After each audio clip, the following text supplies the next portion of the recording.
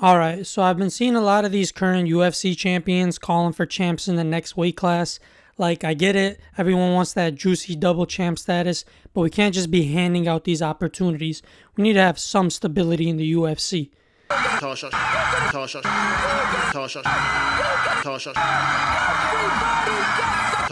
A lot of these guys calling for double champ fights haven't even gone on a run in their division. Islam called for an Edwards fight with 2 defenses. You heard that right. Man has 2 title defenses and wants to jump up a weight class. An even worse case is that of Jamal Hill. Dude doesn't even have the goddamn belt and wants to go up from light heavyweight to become double champ. There needs to be some order, and that's where my goofy ass comes in. Before we get to who's gonna be triple champ, we gotta lay down some criteria on what it takes to get a chance at that double or even triple champ status. You gotta have one of these 3 things. 1, you need to have cleared out your division. When Volko went up to face Islam, he already beat the who's who in the featherweight division. Just take a look at the names on his resume. Chad Mendes, Jose Aldo, Max Holloway ×3, Brian Ortega, and the Korean Zombie.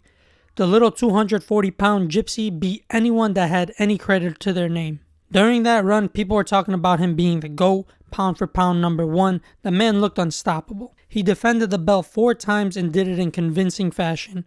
At the time, and even now, Max Holloway was on a tear and regarded as the GOAT in that division. The dude literally had his own double champ shot at Dustin Poirier now that I think about it. And Volkanovski went on to beat Holloway 3 times.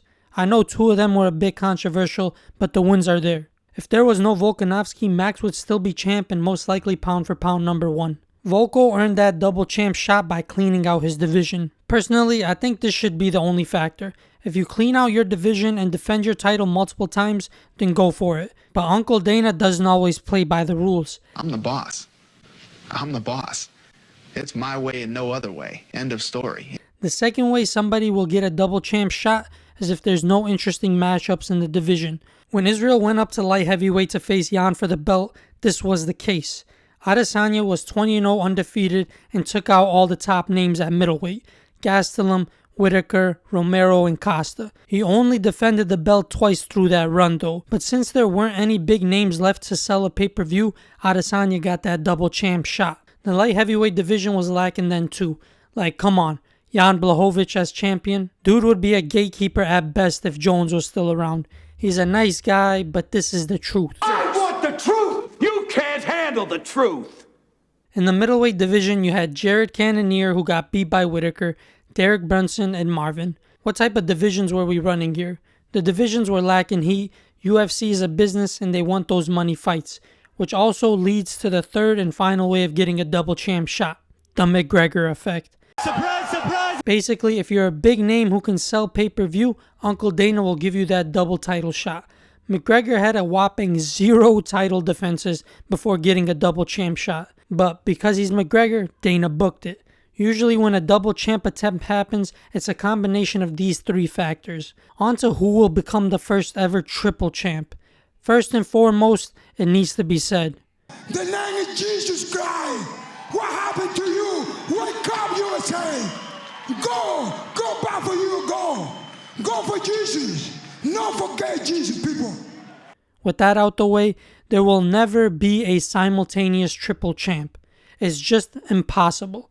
Look at it mathematically, hypothetically, just too many things need to align for it to happen. When the champ goes up, it stalls the division. Now, imagine stalling 2 divisions. Plus, going up 1 division already puts you at a disadvantage going up against heavier guys. That's compounded even more going up 2 weight classes. You need time and training to put on that weight and get used to being heavier.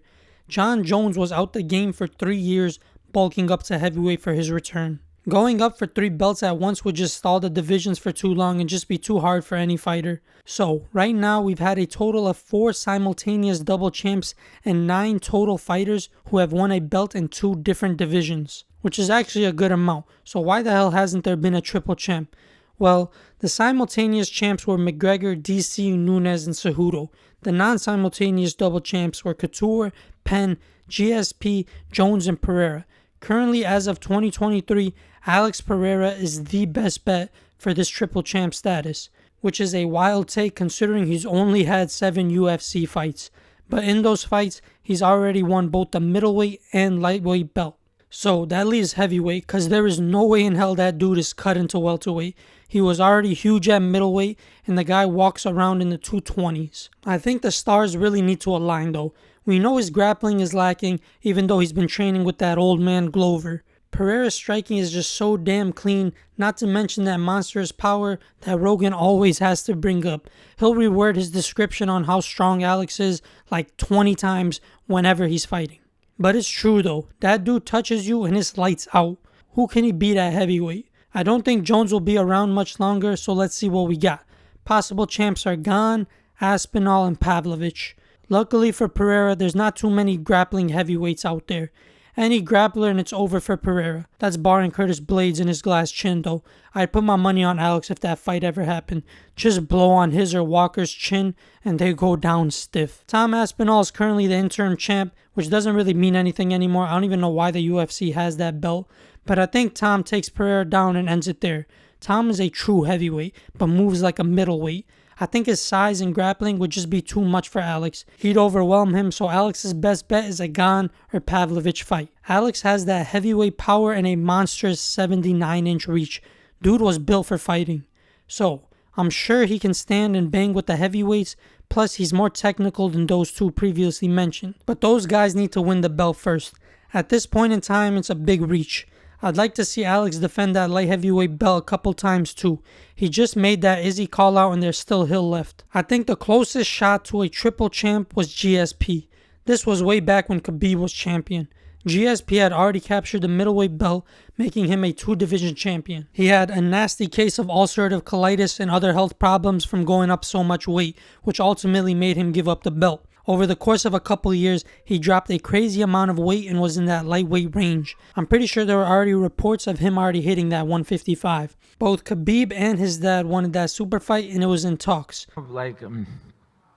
When I talked with my father 1 year ago, he told me his dream fight, me versus George St. Pierre. And I hear about he wanna come and fight in 155, take this belt, make history, become UFC 3-division champion, Why not? Me versus George St. Pierre, Unfortunately, Dana didn't really want GSP back in the UFC after he ghosted them twice. Man's left Uncle Dana heartbroken. Khabib's dad passed away and the fight never materialized. It's up there with the Jones and Ngannou fight as the biggest what if. Khabib becoming 30-0 or GSP becoming the first ever triple champ. I guess we'll never know. All right, I'm coming back. No.